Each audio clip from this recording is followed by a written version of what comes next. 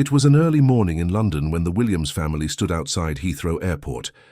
The sky was grey and heavy with clouds, matching the nervous excitement in their stomachs. Thomas adjusted Emma's backpack one more time, while Rachel held Bobby's lead firmly.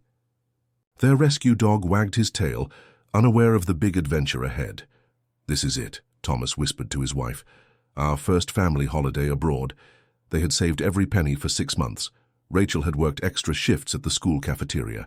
Thomas had taken on weekend jobs fixing cars for neighbours. Emma had even saved her birthday money and coins from the small jobs she did around the house. Ireland had always been Thomas's dream, where his grandmother was born. Inside the airport, bright lights hurt their eyes after the grey morning outside. People rushed past them with expensive luggage on wheels. The floor was so shiny Emma could see her reflection. Bobby's nails clicked on the smooth surface as they walked to the check-in desk. "Are you nervous, Bobby?" Emma asked, reaching down to pat his black and white spotted coat. Rachel had made his collar herself, from old denim jeans, decorating it with beads Emma found at a craft fair. It wasn't fancy, but it was made with love. The check-in line moved slowly. Around them, business people typed on laptops. Families in designer clothes chatted in languages Emma didn't understand. The Williams family kept quietly to themselves, checking their tickets again and again. They had printed them at the library to save money. When they reached the front of the line, Emma noticed how the clerk looked at them. His name tag said Peter, and he had a tight smile that didn't reach his eyes. His gaze moved from their canvas bags to Bobby's homemade collar to their worn shoes. "May I help you?" Peter asked in a voice that suggested he'd rather be anywhere else. "We're flying to Dublin," Thomas said, handing over their tickets. "The 8:45 flight." Peter took the tickets and began typing. He glanced at Bobby and raised an eyebrow. "Traveling with a pet, I see." He spoke slowly, like he was explaining to children. "These are economy tickets. You do understand that means basic seating?" "Yes, we know," Rachel said quietly. Peter continued typing, making a big show of checking everything twice. He looked up at them. "The pet fee has been paid?"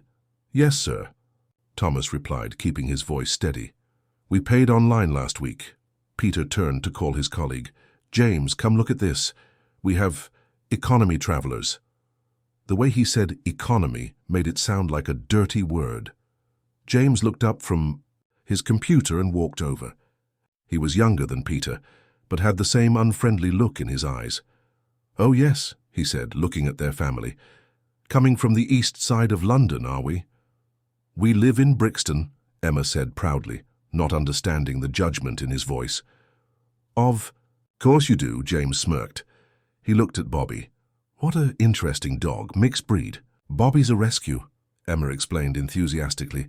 "We got him from the shelter last year. He was really scared at first, but now he's the bravest dog ever."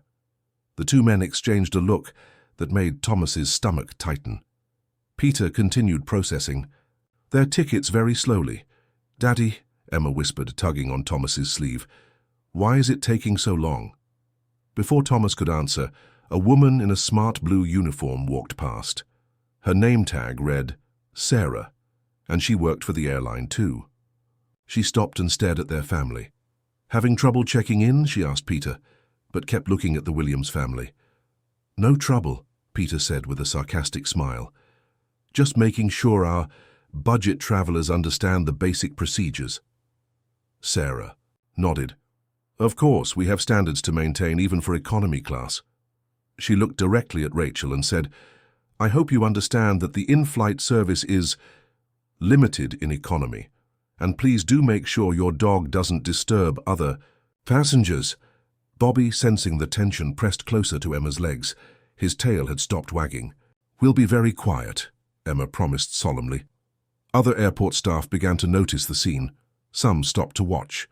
A security guard looked their way but didn't come over. A cleaner pushing a cart slowed down to listen.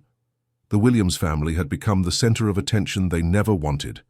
"Mummy," Emma said very quietly, "why are they looking at us like that?" Rachel bent down to Emma's level. In that moment she had to make a choice. She could let these people see her cry, let them feel they had won, or she could stand tall for her daughter.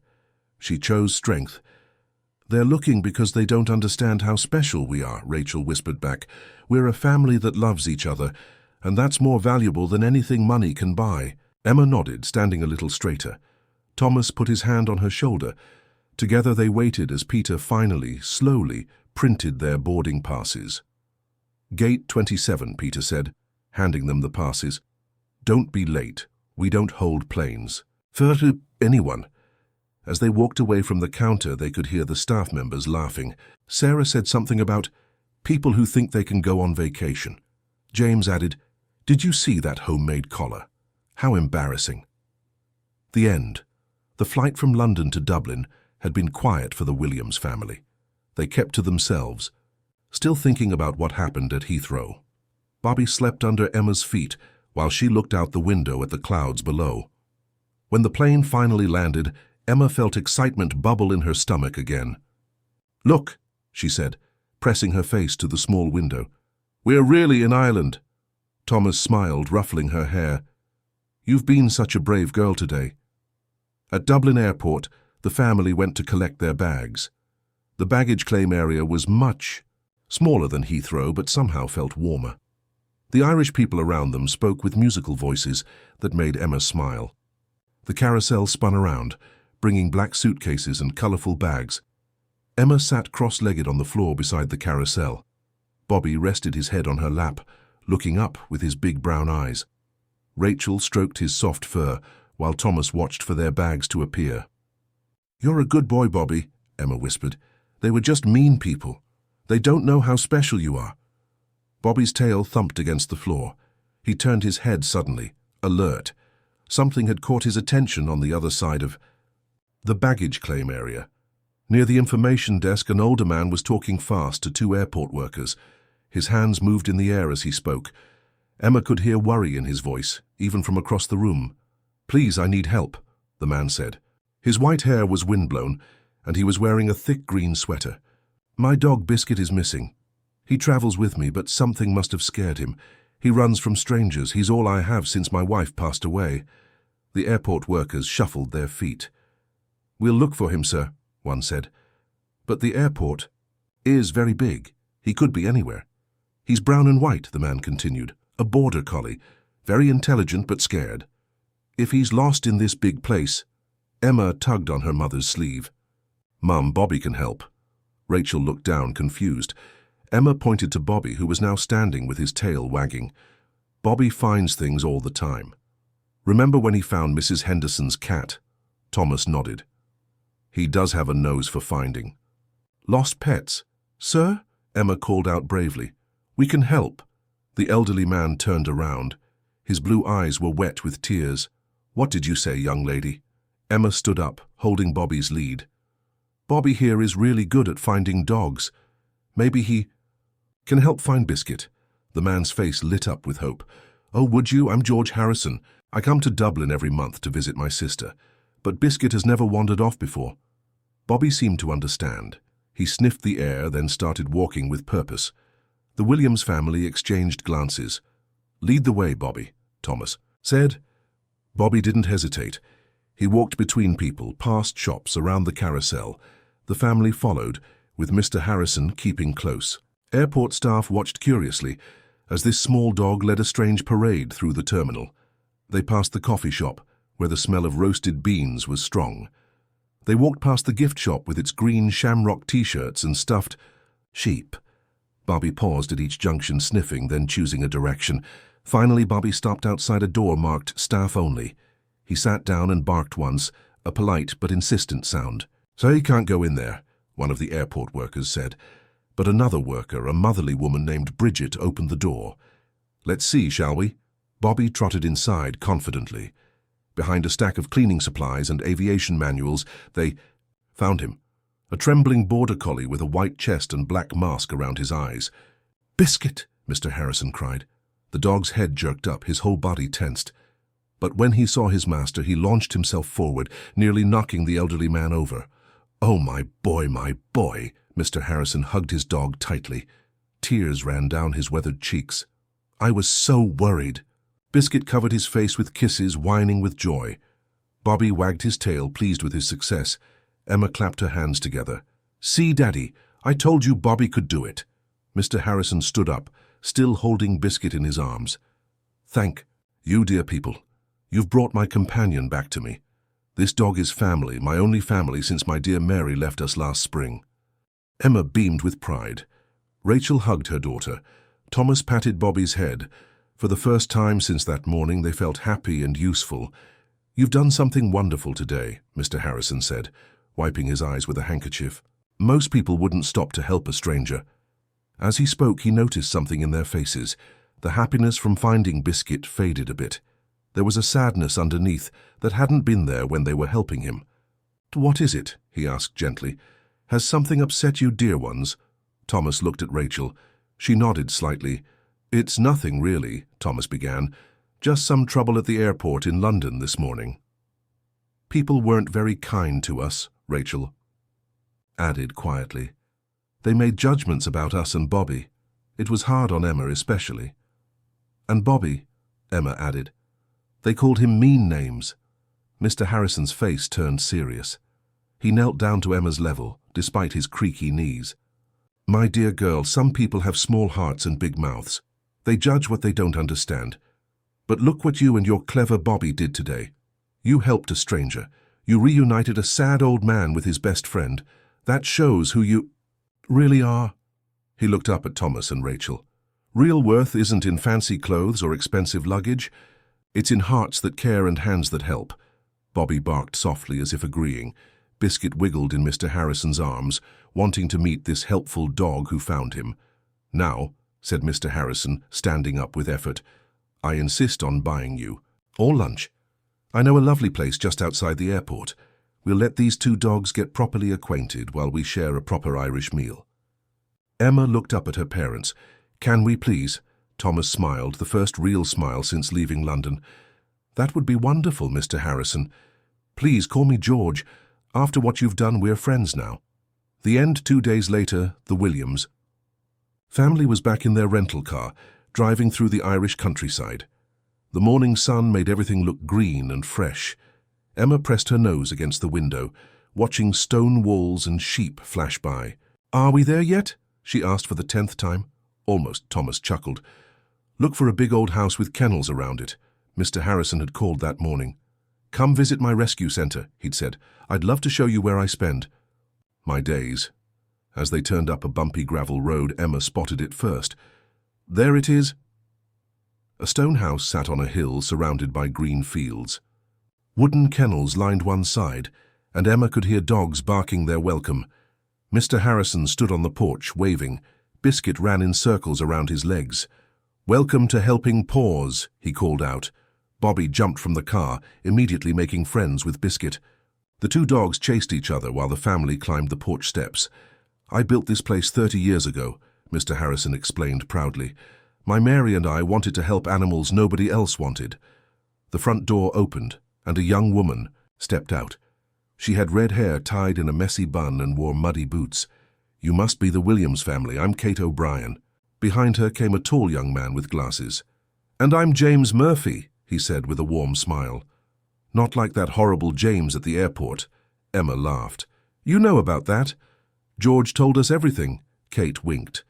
Come meet our animals. Inside, the house smelled of dog shampoo and fresh hay. Pictures of animals covered the walls. In the kitchen, 4 cats lounged in sunny spots. One of them was missing most of its tail. That's Mr. Whiskers, James said. Found him by the roadside last winter. Kate led them through the house. Every room had been turned into space for animals. A small hospital room had an examining table and medicine cabinets. The living room had become a playroom with toys scattered everywhere. We have 57 dogs right now, Kate explained, and 20 cats, plus some rabbits and even a goat named Gerald. Outside, they visited the kennels. Dogs of all shapes and sizes barked hello. A huge German Shepherd mix got Emma's attention immediately. That's Magnus, James said. He's been with us 8 months. Why hasn't he been adopted? Emma asked, reaching through the fence. Magnus sniffed her hand gently. People don't want big dogs, Mr. Harrison sighed. They think he'll eat too much or need too much space. In another kennel, a small spotted terrier bounced with energy. Next door, an old bulldog named Winston lay in a patch of sunlight. Some dogs wagged their tails, others watched quietly from corners. "Can we meet Mittens?" Emma asked, remembering. The three-legged cat from Kate's description. In the house again, Kate picked up a grey and white cat. One of her back legs ended just below the hip, but Mittens purred loudly as Emma stroked her fur. "She was hit by a car," Kate explained. "The vet wanted to put her down, but George wouldn't let him. Now look at her. She runs and jumps almost as good as any four-legged cat." "This place is amazing," Emma said, cuddling Mittens. "How do you take care of so many animals?" Mr. Harrison's smile faded a little. "It's not easy. We need food, medicine, bedding. The vet bills alone are huge. Just last week we spent £200 treating a dog with mange." "How do you pay for it all?" Thomas asked. "Donations," James replied. "Local businesses help when they can. Some people leave us money in their wills." "But," he looked at Mr. Harrison sadly, "but the local council cut our funding last month," the older man finished. "They said we cost too much. Without that money, we're struggling. We might have to close by Christmas." Rachel gasped. "But what would happen to all these animals?" "That's the problem," Kate whispered. "Most shelters are full already. Some of these animals, they might not find homes in time." Emma hugged Mittens tighter. "But they need you. Look how happy they are here." That evening, the family stayed for dinner. They ate in the kitchen while dogs lay at their feet. Emma told stories about Bobby's adventures in London. Mr. Harrison shared memories of Mary and their early days at the rescue. As they played with the animals afterward, Emma noticed her parents whispering together. They had that serious look that meant they were planning something. "Mr. Harrison," Thomas said finally, "I work in marketing. I help businesses find customers and spread their message. Maybe I could help Helping Paws." Rachel nodded eagerly. "And I teach at a primary school. My students could help too. We could organize fundraisers, tell people about your center." Mr. Harrison's eyes filled with hope. "Would you really do that? Help us save this place?" Emma jumped up from where she was playing with a puppy named Tiny. "We have to help. Bobby came from a rescue center just like this. If nobody had saved the rescue center where Bobby lived, we would never have found him." The room went quiet. Emma was right. Rescue centers saved animals who then became family members. It was important work. "We can't let them close," Emma insisted. "Please, Mummy and Daddy." Thomas looked at his wife. They both knew what the right thing to do was. "Of course we'll help," Thomas said firmly, "starting tomorrow." That night, as they drove back to their hotel, Emma talked non-stop about all the animals she'd met. Bobby slept in her lap, content after making so many new friends. "You know," Rachel said quietly to Thomas, "those awful people at the airport did us a favor. If they hadn't been so mean, we wouldn't have met George. And if we hadn't met George, we wouldn't know about Helping Paws." Thomas nodded in the darkness. Sometimes the worst moments lead to the best things. In the back seat, Emma had stopped talking. She was thinking hard, her small face screwed up in concentration. "Daddy?" "Yes, sweetheart?" "I know how we can save Helping Paws. We tell everyone about it. We show them how wonderful it is. And we don't give up until they understand." Her parents smiled. They knew their daughter was right. Sometimes solving big problems started with one person who cared enough to try. The end. The wheels of their plane touched down at Heathrow Airport exactly 2 weeks after their return from Ireland. But the Williams family wasn't the same as when they'd left. Their suitcases were full of holiday souvenirs, but their hearts were full of purpose. "Bobby, we're home," Emma said, carrying her sleeping dog through the airport. This time, nobody stared or whispered. This time, they walked with their heads high, thinking about their new mission. At home in Brixton, Thomas unpacked his laptop immediately. "Right," he said, rolling up his sleeves. "Let's build a website for Helping Paws." Every evening after work, Thomas worked late into the night. He took photos he'd snapped at the rescue center and arranged them beautifully. He wrote about each animal's story: Magnus, who just wanted a garden to play in; Mittens, who climbed trees with 3 legs; and gentle old Winston, who loved afternoon naps. "Look at this," Thomas showed Rachel after 3 days. The website had pages for each animal, ways to donate, and even videos of Mr. Harrison talking about his work. Rachel was busy with her own plan. At Riverside Primary School, she talked to the other teachers during lunch break. My students could do a sponsored walk, suggested Mrs. Peterson, the PE teacher. We could set up a bake sale, added Mr. Singh, from Year 5. Soon the whole school was buzzing with excitement. Children drew posters showing dogs and cats. Parents sent home-baked cookies for the fundraiser.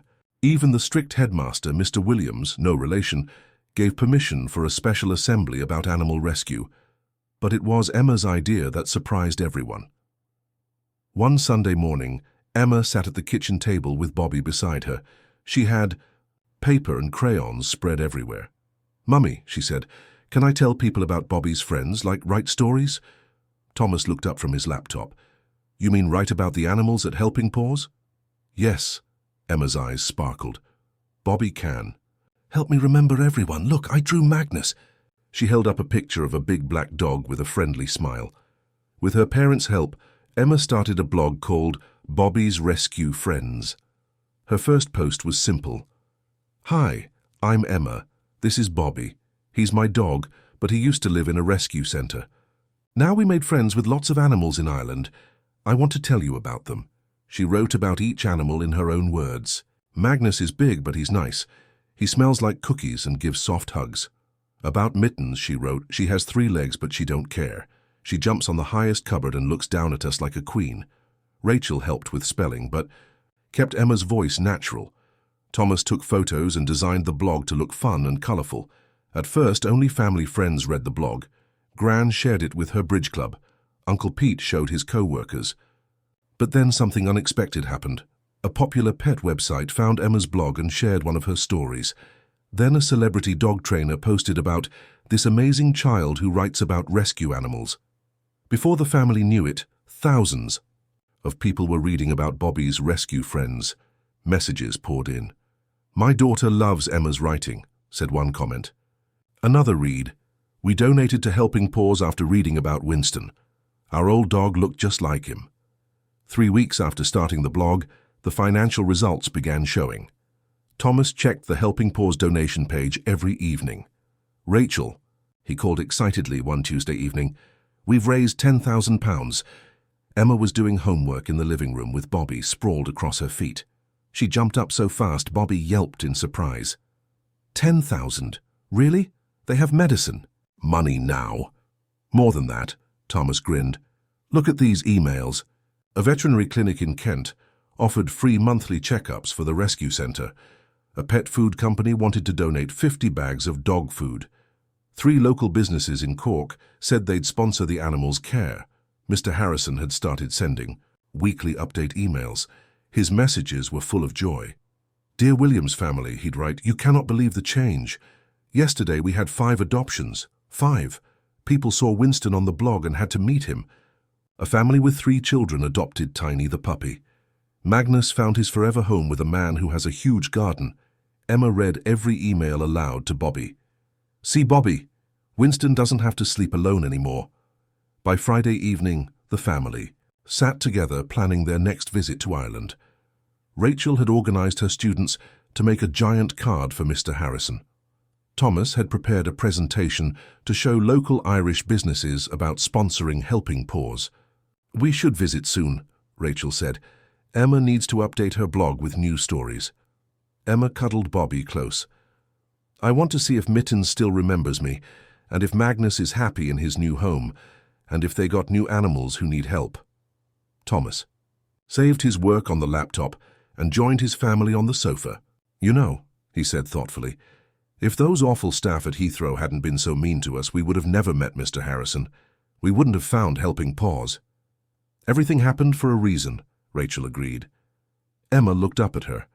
"Parents, Daddy, when mean people try to make you feel small, you just have to remember you can do big things anyway."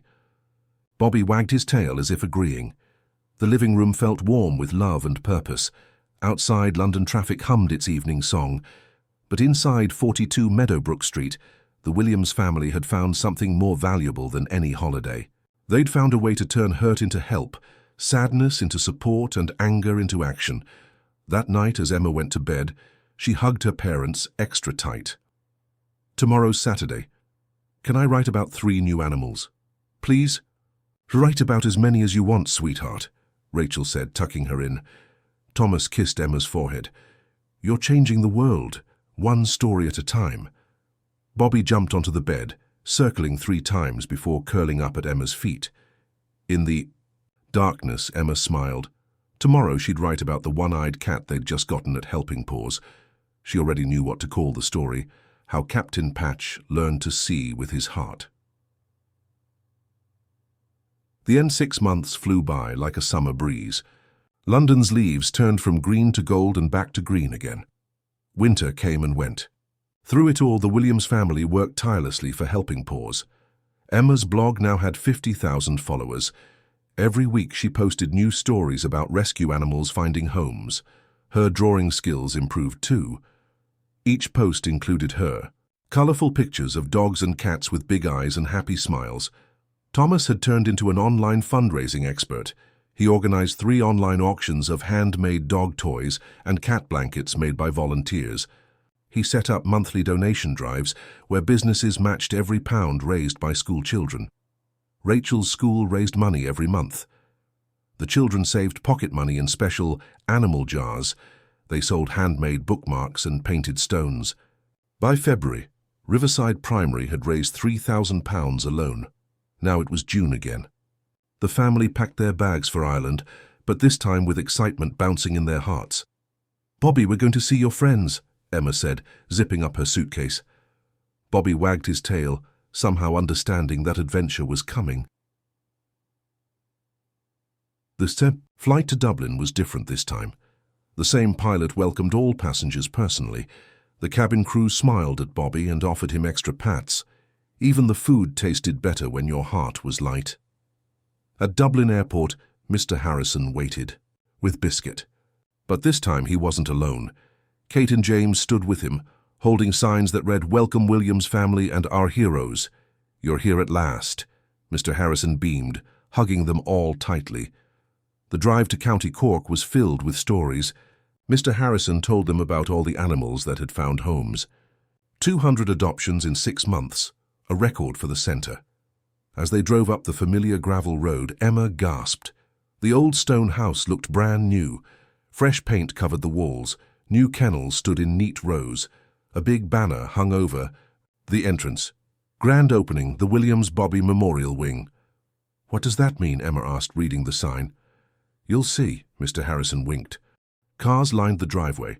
People in their Sunday best stood chatting on the lawn. They recognized faces from Emma's blog, families who had adopted animals. The man who owned the veterinary clinic was there. The pet food company representatives had sent a huge van full of supplies. Inside, the house had been transformed. The old hospital room was now a proper animal doctor's office with the latest equipment. The living room had become a beautiful adoption center with photos of every animal on the walls. "Look," Emma pointed. Large picture frames showed printouts of her blog posts. "That's my drawing of Magnus." Mr. Harrison smiled. "Your drawings inspired the architect. Look at the new wing." He led them outside to where a new building connected to the main house. Above the door, a plaque waited under a red cloth. "Ladies and gentlemen," Mr. Harrison announced to the gathering crowd, "please join us for the unveiling ceremony." People gathered around. Newspaper reporters arrived with cameras. The local news station set up their equipment. Emma felt suddenly shy with so many eyes on her family. Mr. Harrison began to speak. 6 months ago, I met a family at Dublin Airport. They had been treated badly by strangers. But instead of letting that hurt make them bitter, they let it make them better. He looked directly at the Williams family. Thomas, Rachel, and Emma didn't have to help us. They could have gone home and forgotten about Helping Paws, but they chose to care. They chose to act. They chose to transform pain into purpose. The crowd clapped softly. Some people wiped their eyes. Because of them, we've saved every animal. In our care. We've expanded our facilities. We've found homes for hundreds of dogs and cats. Today I dedicate this new wing to them. With help from Emma, Mr. Harrison pulled the cloth away. The plaque read, "The Williams Bobby Memorial Wing for Special Needs Animals, dedicated to a family who proved that kindness is the strongest force in the world." Emma's eyes filled with tears. "Bobby's famous now," she whispered. Bobby barked, once as if agreeing. The crowd laughed and clapped harder. The celebration continued with music, food, and lots of animal cuddling. Children played with puppies on the lawn. Adults sipped tea and shared adoption stories. Emma met people who had read her blog from the beginning. "Your stories helped me through my mum's illness," one woman said. "Reading about how you helped animals made me believe in goodness again." A teenage boy showed her his phone. "Look, I volunteer at our local shelter now because of you. I wash dogs every Saturday." As the sun began to set, it was time to return to Dublin Airport. Goodbye hugs took forever. Mr. Harrison promised to keep sending weekly updates. Kate and James made Emma promise to keep writing her blog. On the flight home, the family was quiet but happy. London lights welcomed them as the plane descended. At Heathrow Airport, something different happened. As they walked through the terminal, a familiar face approached them. It was Peter, the clerk from their first journey. He looked uncomfortable. "Excuse me? You're the Williams family?" Thomas tensed slightly. "Yes?" "I wanted to apologize." Peter spoke quickly, as if he'd practiced the words. "I read about what you did in Ireland. The rescue center. I was wrong about you. I shouldn't have judged you based on clothes or luggage." Emma stepped forward. Her 6 months of writing had made her braver. "It's okay," she said kindly. "We all make mistakes. What matters is learning from them." Peter nodded gratefully. "I've changed how I treat people. Your story inspired me." As they walked to collect their luggage, other airport staff called out friendly greetings. James from check-in, the different James, waved. Sarah from the airline stopped to ask about Bobby. At the baggage carousel, Thomas put his arm around Rachel's shoulders. "Can you believe this?" Rachel smiled. "We started with hurt feelings and ended with hundreds of saved animals and changed hearts." Emma picked up Bobby. "Mummy, what you said about everything happening for a reason." "Yes. I think mean people are like storms. They're scary, but they make everything grow better after." Thomas hugged his wise daughter. "When did you get so smart?" "From reading about special needs animals," Emma grinned. "They taught me that different is just another word for special." They collected their bags and walked toward the exit. Bobby trotted beside them, tail wagging. They weren't the same family that had walked through this airport 6 months ago. They'd learned that kindness was powerful, that one person could make a difference, that turning hurt into help could change the world. At the airport doors they paused. London Air rushed in, busy and alive. "Ready to go home?" Thomas asked. "Ready," they answered together. As they stepped outside, Rachel thought about the fundraising events already planned for next month. Thomas mentally listed new blog post ideas he'd suggest to Emma. Emma wondered which new animals would arrive at Helping Paws this week. Bobby just wagged his tail, happy to be with his family. He didn't know he was a star in Ireland, or that his story had touched thousands of hearts. He only knew he was loved, and that love had power beyond measuring. The end. Universal message. From the darkest judgments can bloom the brightest kindness. When we turn our pain into purpose, we don't just heal ourselves, we heal the world around us. Every act of love creates ripples that stretch farther than we can imagine, teaching us that our greatest triumphs often begin with our deepest hurts.